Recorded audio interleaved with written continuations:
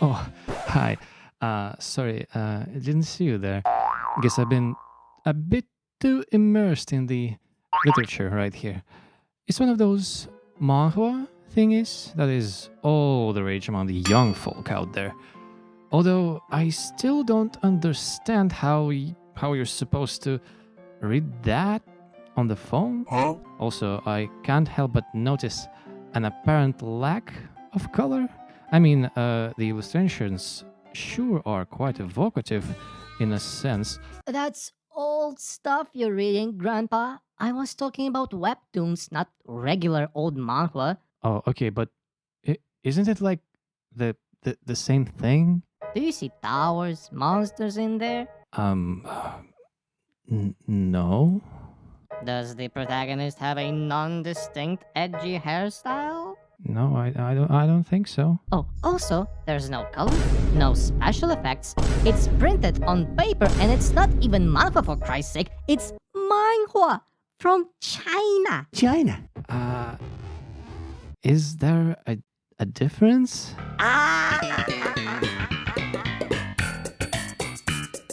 Webtoons are a type of episodic digital comics that originated in South Korea, usually meant to be read on smartphones. So basically, Korean webcomics, but with sometimes high production values. They really started to come into mainstream South Korean culture in early 2000s when two biggest webtoon distributions platforms were established.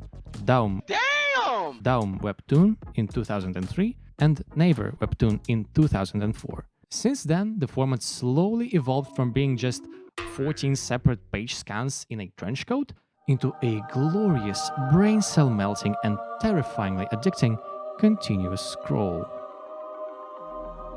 I first got wind of webtoons as a thing 3 or 4 years ago when every single person under God Green's earth was doing solo leveling read-throughs. And as someone who has a violent physiological reaction to the digital manga, but still enjoys reading comics on the phone, the scroll that Webtoons introduced into my life was a godsend. This is literally the most convenient thing that could have ever happened to digital comics. Just scroll down, and that's it.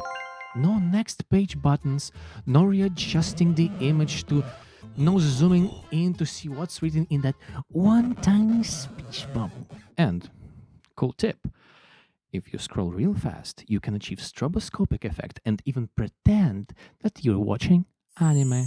But after the 700th Webtoon series, the initial novelty of the format wore off a little bit. And then I realized something.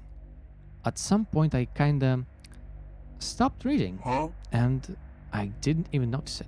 The vertical format made it really easy for me to stop caring about what's actually going on in the story as I started paying less and less attention to what I'm actually reading. I see people talk about art in webtoons all the time, like, for example, how cool this or that panel of solo leveling is, or any other series for that matter. But if I don't see a speech bubble on the screen, I scroll past that shit like I'm doom scrolling YouTube shorts at 3 o'clock in the morning. And this is very different from how I read manga or printed comics for that matter, when I actually take my time to actually take my time to look at the art. And this was the case with webtoons as well when I just started. So, what actually happened? Why do I pay less and less attention to the contents of webtoons I read? Am I depressed or something? Or has the medium fallen off? Well, kind of both, actually. Webtoons have 3 speeds. First, MC regresses in the modern world and becomes rich and powerful. 2. MC regresses in the fantasy world and becomes rich and powerful. 3. Tower. There's also speed 4, which is trapped in a video game, webtoon, novel, or some other media, but it's more like an extra nitro boost in a racing game that you use whenever you feel like it. Take like 80 to 90% of all webtoons that are not BL, and you'll quickly notice that no matter the setting, no matter the genre or target audience, someone will be regressing, there might be a tower or even gates if the author is feeling quirky that day, and all of that in a video game. My life is like a video game. To some, it might sound that I'm just hating on the medium just to hate, but believe me, us folks who read this shit, there's no delusion among us that we're reading some highbrow literature here. I love when the MC regresses, meets his school bullies, says it's revenging time, and then revenges all over the place. That's big power fantasy. What I do not love, however, is the modern webtoon look. Especially the Redis Studio look. You know, the one they are responsible for almost every single mainstream series out there. There's like 3 art styles shared across what feels like 90% of series out there. First, edgy action look. Second, wavy otome look. And 3, The jank. there is also look number 4, which is the AI-generated kind of funny look. They're planning to launch, quote, products aimed at reducing the workload for creators. In other words, AI products. They already have an auto-painting tool called AI Painter, which automatically fills in colors. However, they're currently testing their 2 new AI-powered products, Shaper and Constella. Shaper allows you to create 3D models of characters and pose them. However, Constella can convert these 3D models into, quote, natural-looking 2D characters in the creator's drawing style in the targeted pose. Currently, these tools are planned to be offered to their monetized creators only, but they're looking to create similar technologies for amateur creators as well. But it's more like an exploitative practice on the part of Webtoon that is used to not only make the life of artists easier, which it probably does, but also to kill the quality in favor of quantity. One of the biggest reasons behind the homogenization... Fuck. No homogenization.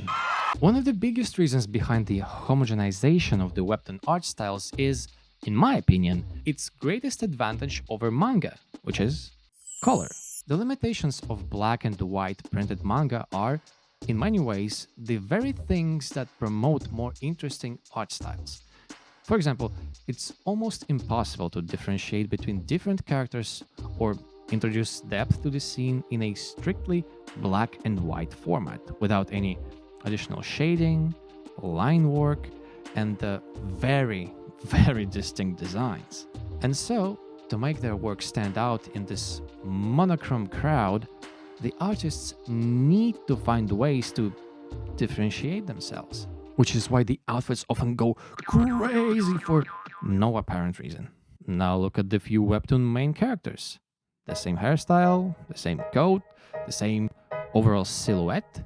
Even the coloring is often similar, but different effects and shades of color make it easier to tell them apart. Okay, well, fine. Webtoon artists can get away with making their art less detailed by using color, so what? Well, I'd be fine with it if not for something I'd said before. Because remember, there can only be 3 art styles for all Webtoons. Why? The same reason why we've seen so many Kirito clones in the past.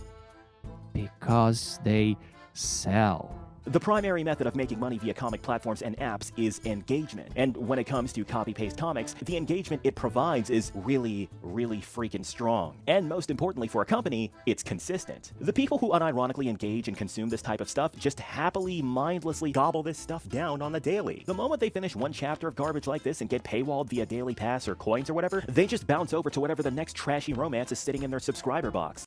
At the end of the day, having a unique style is not always a good thing in the eyes of studio CEOs looking for profits and managers who constantly worry over budgets. Why reinvent the wheel and try something new when there are already dozens samey but successful examples you can simply copy and save money? To illustrate my point, here are 2 Webtoons that changed their art style for no apparent reason other than their new look is simpler and easier to produce. One is The Skeleton Soldier Failed to Defend the Dungeon, and the second one is The Dimensional Mercenary. Skeleton Soldier had this gritty, highly detailed look that simulated old-school fantasy illustrations that reminded me of old French comics like Fantomas, for example. This might be a random example, but it's just something that I've read when I was a kid, so I instantly connected with it, sorry. And this sort of style is really rare to see in Webtoons. Imagine my chagrin when they changed the art to the point that now the skeleton himself looks more like a plastic figurine than a skeleton he was before. The first season of Dimensional Mercenary also had a very interesting look. Soft, realistic shading, detailed character renders akin to the early 2000s manga, and coloring reminiscent of the Western comics. It might not be the style for everyone, but it was a unique and rare choice for a webtoon. And then, in season 2, we got this. Oh! I mean, no hate for the new artist. I still enjoyed the story, but my God, why do you remind me of the better times by using old panels for flashbacks next to the new ones? There are less and less series with unique styles today, and even then, it's hard to appreciate them when the usual way of reading webtoons is to scroll them at 100 miles per second. There's a good video by Cogsy called The Webtoon Problem, where he talks about the limitations of the webtoon format and how it basically discarded all the artistic legacy of comics and manga in favor of convenience. And I can't help but agree with pretty much everything that he said. But ultimately, I made peace with how things are. Last year I saw a comment about how hard it is to read manhwas and webtoons for some people because of how they are structured, and considering how I and many others read them, which is at Mach 10 speed, this is a valid point to make. So why am I fine with webtoons being the way they are? Well, let me read my response to that comment. I do understand why many people don't like the vertical format, especially longtime manga readers. There's no flow to the pages like there is in manga and comics, so it might be harder to get into when you're used to something completely different. As for myself, I'm more of a light novel kind of guy, so maybe because of that, I find the vertical webtoon format more enjoyable. Despite all of their shortcomings, webtoons quickly become the leading format for digital comics because of how easy to distribute and convenient they are. And it's not necessarily a bad thing. At the end of the day, it's always about the stories, struggles, and adventures that we experience via media. So as long as there is some place that we can escape to from our ordinary lives, does it really matter how unimaginative this place is? Yes, it does. But if there is even a single speck of something special, why not allow yourself to get immersed in the story? Yes, you've seen this tower already, you've regressed 100,000 times and did all there is to do in every single VR MMO game you've been playing in parallel to all that. And you know what? You and I will still read Return of the SSS class Demon Lord. It's not very good, but we'll probably manage for a chapter or two. But only after I finish Leviathan. It's gorgeous. And the story is pretty good too. So read the things you enjoy, watch the things you like, and treasure the rare unique series that stand out from the crowd. It's honestly devastating to see that some new gens hate on this series with cool art styles. It really makes my blood boil.